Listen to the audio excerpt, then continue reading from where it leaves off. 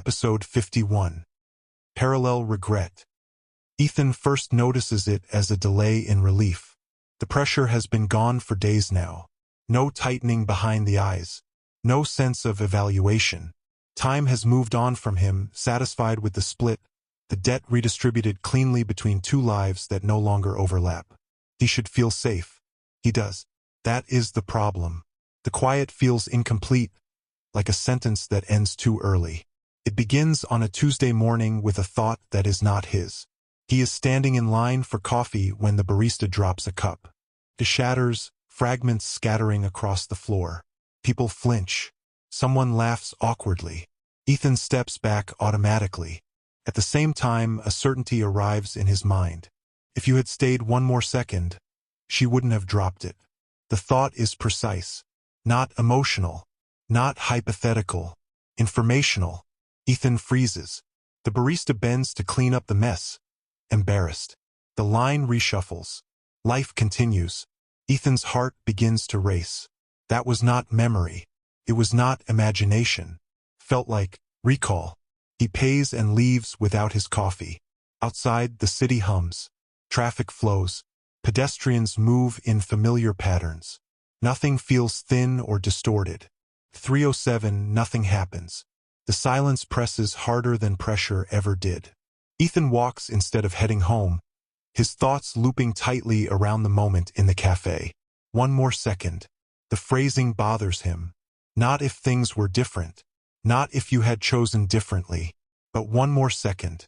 Specific. Quantifiable. He reaches a park bench and sits down heavily. Another thought surfaces. She didn't spill it in the other version. Ethan's breath catches. There is no other version, he says aloud, voice low. A woman walking her dog glances at him and then looks away. Ethan presses his palms against his knees, grounding himself. This is stress, he tells himself. Residual echo from the split. The mind trying to reassert continuity. But the thought does not fade. It sharpens. Images begin to intrude, not visually but structurally. He knows things he should not know. In another alignment, he stepped forward instead of back. His shoulder brushed the counter. The cup wobbled but did not fall. The barista smiled. The line moved on. A trivial difference. A better outcome. Ethan squeezes his eyes shut. When he opens them, the park looks the same. But his life does not feel singular anymore. That afternoon, the phenomenon repeats. He takes a different route home than usual. Halfway down the street, a car honks angrily as it swerves to avoid a cyclist. Ethan flinches, and then the knowledge arrives. You crossed later there. Not could have. Did. In the other outcome, he waited. The cyclist passed cleanly. No honk. No swerve. No spike of adrenaline. The difference settles into him like a weight. The better version of the moment exists. Not as fantasy, as comparison. Ethan's chest tightens. He understands what this is before he wants to admit it.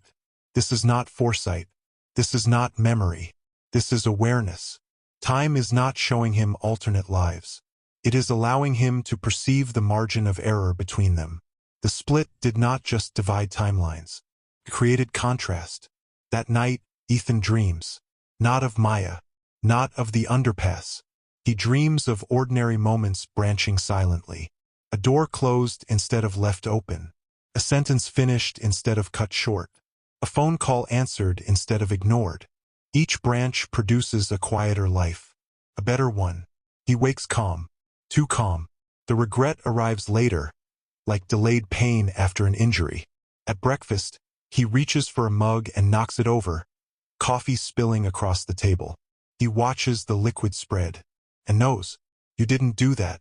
In the other outcome, his hand adjusted instinctively. The mug stayed upright. The morning stayed clean. His jaw tightens. This is ridiculous, he thinks. Petty. Insignificant. But the knowledge does not scale by importance. It scales by frequency. By noon, the comparisons are constant. Every choice carries an echo. Sit or stand. Speak or stay silent. Turn left or right. For each action, there is a better adjacent one he becomes aware of immediately after. Never before. Always after. That is the cruelty. Time is not offering correction. It is offering contrast. Ethan begins to dread completion, the moment after an action becomes unbearable, because that is when the other outcome arrives. At work, he answers an email too bluntly. Colleague responds curtly. The awareness hits. You softened it there. In the better outcome, the relationship remains intact. Collaboration continues smoothly. No tension accumulates. Ethan's hands shake slightly as he type-deletes a reply. He cannot fix it. Knowing does not grant access. It only grants comparison. At 3:07, something finally happens. Not pressure. Alignment. For a fraction of a second, Ethan feels two emotional responses at once. The satisfaction of having acted, and the sharper satisfaction of having acted better. The latter is not his, but it feels closer to truth. He gasps softly and grips the edge of his desk. This is the cost. Not loss. Not pain. Perspective. Time has allowed him to see the life he did not choose. Not fully. Just enough. Enough to make the one he is living feel permanently suboptimal. That evening, Ethan tries an experiment. He stands in front of his apartment door and waits. He does not move. He does not decide. Seconds pass. The awareness does not arrive. Relief floods him. Then he steps forward. The key scrapes the lock slightly before entering. The knowledge hits instantly. You paused longer there. In the better outcome, the door opens smoothly. No scrape. No irritation. Ethan laughs once, short and humorless. He understands now. Inaction does not protect him. Only unconsciousness would. And that is not available. He sits on the floor, back against the door, breathing steadily. This is how regret becomes structural.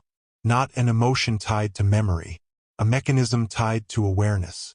Time has not punished him for the split. It has allowed him to know. And knowledge, once granted, cannot be ungranted. Ethan closes his eyes. He sees nothing. But he feels the weight of an entire adjacent life pressing gently against his own. Close enough to be compared. Far enough to be unreachable. 3:07, the silence settles again. Ethan does not look at the clock. He already knows what time it is. Somewhere nearby, in a life he cannot access, he made better choices. And now, every moment of this one will be measured against them. Not loudly, not dramatically, but endlessly. Regret has begun looping, and there is no exit from the comparison. The comparisons stop feeling intrusive by the third day. That is when Ethan understands they are no longer events. They are infrastructure. He wakes without an alarm and lies still, eyes open, waiting for the first awareness to arrive. It does precisely when he shifts his weight to sit up. You stayed lying down longer. The other outcome is not dramatic. No extra sleep. No revelation. Just a smoother transition from rest to motion. A body that did not rush itself. Ethan exhales slowly. The awareness does not accuse him. It does not shame him. It simply exists. He showers carefully, moving with intention, trying to anticipate where regret will attach itself. When he reaches for the towel too quickly and knocks it off the hook, the knowledge arrives instantly. You adjusted your grip there. He closes his eyes, water still running. This is the loop. Not choice versus consequence, but action versus optimization. The better outcome always exists. Always nearby. Always unreachable. At breakfast, he eats slowly, measuring each movement. He tells himself that if he reduces error, the comparisons will diminish. They do not. They sharpen. The closer he comes to intentionality, the more granular the differences become. You chewed more evenly. You didn't rush that swallow. You set the cup down quieter. The other life is not superior. It is refined. Ethan leaves the apartment and steps into the street. A bus passes, spraying water from a shallow puddle. He avoids it, stepping back just in time. Relief flickers. Then, you crossed earlier. In the better outcome, he crossed the street 10 seconds sooner. The bus passed without incident. No startled response. No raised pulse. Ethan clenches his jaw.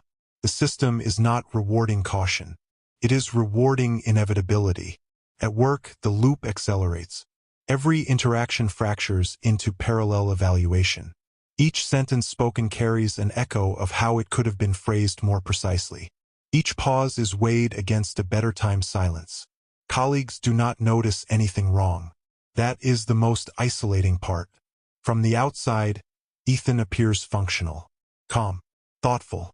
Inside, he is being audited continuously against a life that is not his. He begins to dread completion. Not failure, completion. Because the moment something finishes, the comparison arrives fully formed. At 3:07, the effect intensifies. Not through pressure, through clarity. Ethan feels two emotional responses align briefly. In this life, a muted satisfaction. In the other, a sharper one. The latter does not feel foreign. Feels earned. That is when regret stops being emotional and becomes instructional. Ethan starts obeying it. He speaks slower, walks more carefully, chooses words with surgical precision. He models himself after the adjacent life he can sense but not inhabit. For a few hours, it feels like progress. The comparisons lessen slightly. Then they return narrower. You could have adjusted your tone by a fraction. You waited too long to blink. The optimization never ends. There is no convergence point, only asymptote. That night, Ethan dreams again. This time, he is watching himself from a short distance. Not a double, not a copy. Contour. Every time the figure acts, another shadow version acts a moment earlier or later, cleaner and quieter. The shadows do not compete. They simply demonstrate. Ethan wakes with a tightness in his chest that does not fade. He understands now what time has done. It has not shown him a different life. It has removed the illusion that this one was singular. By splitting survival, time has allowed regret to operate without imagination. No fantasy required, just awareness. The next morning, Ethan tries to break the loop. He makes a deliberate mistake. He drops a spoon intentionally, letting it clatter loudly against the floor. The sound is sharp, disruptive. For a moment, there is nothing. Then, you didn't do that. In the adjacent outcome, he did not drop it. He set it down quietly. The kitchen remained orderly. Ethan laughs bitterly. Even intentional error is compared. There is no opting out. At 3:07, the silence feels heavier than ever. He realizes something critical then. The regret is not about better choices. It is about coherence. The adjacent life feels better because it is smoother, less resistant, more aligned with the system's preference for efficiency. Time is not punishing him for choosing poorly. It is teaching him what it prefers. And teaching is never neutral. By the 5th day, Ethan stops trying to improve. He moves normally again. The comparisons continue. But something else begins to happen. They start arriving earlier. Not before action, but closer. The gap between doing and knowing shrinks. Ethan reaches for a door handle. You turned it slower. He freezes. The thought arrived during the motion. His hand hesitates. The handle slips. The door creaks loudly. The knowledge sharpens immediately. You didn't hesitate. Ethan steps back, heart pounding. This is new. The loop is tightening. Regret is no longer post-action. It is approaching simultaneity. Time is compressing the comparison window. That is when the danger becomes clear. If the awareness arrives before action, choice collapses. If it arrives during, agency erodes. Ethan sits on his bed, breathing steadily. This is not about sadness. This is about paralysis. He understands now why this is allowed. Regret does not destabilize systems. It stabilizes them. It trains compliance without force. A person who can see the better outcome but cannot reach it will self-correct endlessly, consuming their own energy. No rebellion required. No correction necessary. At 3:07, Ethan feels something else for the first time. Acceptance. Not peace. Recognition. This is not a temporary phase. It is a permanent overlay. Time has split his survival and allowed regret to become the bridge between them. He will never access the other life, but he will always feel it close enough to measure against. That is the cost. Not loss of opportunity, loss of satisfaction. Ethan stands and walks to the window. The city moves below him, unaware of its own optimizations. People make choices without comparison. They live inside singular timelines. He no longer does.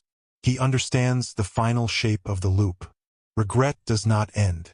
It narrows, until every action feels slightly wrong, until inaction feels safer than choice, until the easiest path is to stop interfering at all. Time does not need to stop him. It only needs to show him what better looks like, and let him exhaust himself trying to reach it. At 3:07, Ethan closes his eyes. The silence settles. The loop holds. Parallel regret has locked into place.